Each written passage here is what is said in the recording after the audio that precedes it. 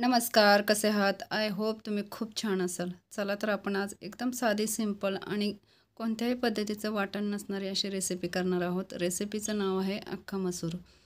So त्यासाठी प्रथम मी मसूर सकाळी एक 2 ते 3 तास अगोदर गरम पाण्यामध्ये थोडंसं भिजत टाकलेलं आहे. त्याच्यानंतर ते भाजी करायच्या वेळेस अगोदर पाण्यातून पुन्हा स्वच्छ धुवून वगैरे घेतलेलं आहे. गॅसवर कढई ठेवलेली आहे. त्याच्यामध्ये एक कांदा बारीक करून मी चिरून त्याच्यात टाकलेला आहे. एक पळी तेलामध्ये एक कांदा टाकलेला आहे. एक छोटासा टोमॅटो बारीक करून टाकलेला आहे.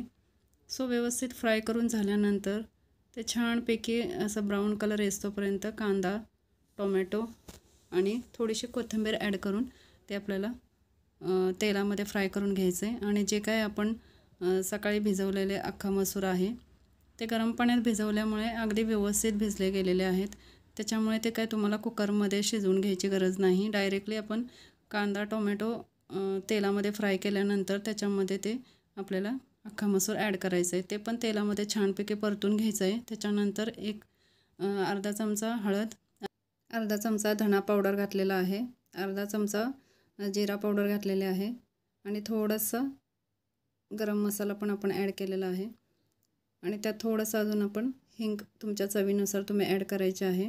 एक चमचा मी कसुरी मेथी ॲड केलेली आहे आणि तुमच्या चवीनुसार एक चमचा लाल मिरची पावडर टाका किंवा तुम्ही जे रेग्युलर घरी वापरता चटणी वगैरे ते तुम्ही तुमच्या चवीनुसार ॲड करा. मी एक चमचा ॲड केलेले आहे आणि थोडंसं आपल्याला त्याला एकजीव होण्यासाठी किंवा थोडीशी भाजी आपली घट्टपणा येण्यासाठी एक चमचा मी बेसन पीठ ॲड केलेलं आहे.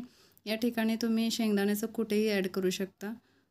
सो एक चमचा मी बेसन पीठ ॲड केलेलं आहे आणि पाणी जे काही आपण उकळून घेतलेलं आहे ते पाणी पण मी तुमच्या भाजी जशी ज्या पद्धतीनं हवी आहे त्या पद्धतीनं तुम्ही पाणी ॲड करू शकता.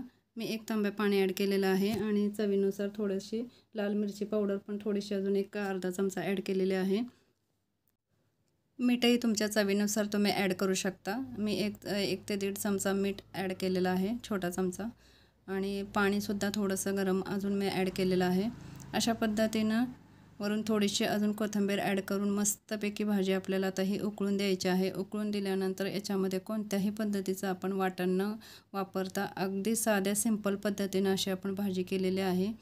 सो भाजी पण एकदम टेस्टी होते आणि झटकीपट होते. कोणत्याही पद्धतीचं वाटण करण्याची गरज नाही आहे.